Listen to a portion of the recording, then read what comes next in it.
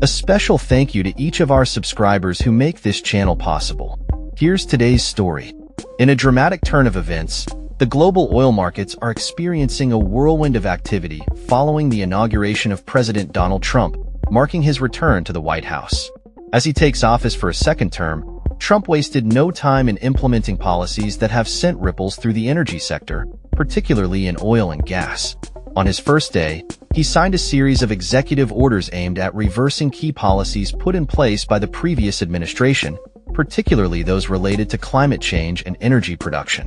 One of the most significant moves was his withdrawal from the Paris Climate Agreement, a decision that has been met with both praise and criticism. Supporters argue that it will bolster the domestic energy sector, while opponents fear it could have dire implications for global climate efforts.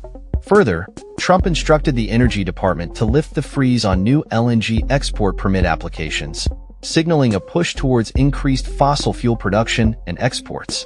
This move comes at a time when U.S. crude oil inventories are at their lowest since April 2022, with just 412 million barrels available. In a bold statement, Trump pledged to fill U.S. stocks back to the very top, which has raised concerns about potential market oversupply.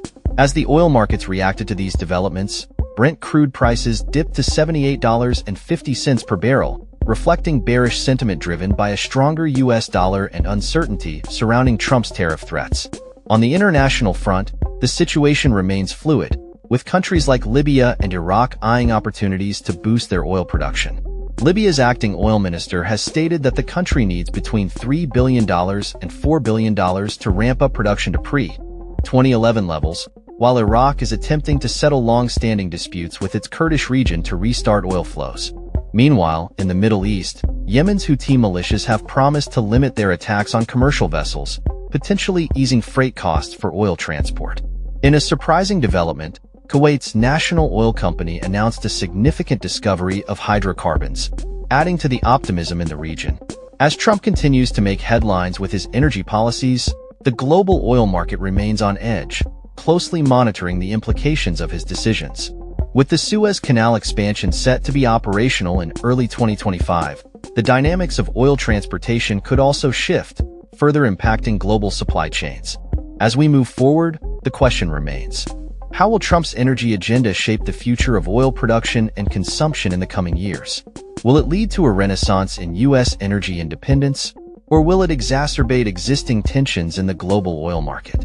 Only time will tell as the world watches closely. That's all for this story.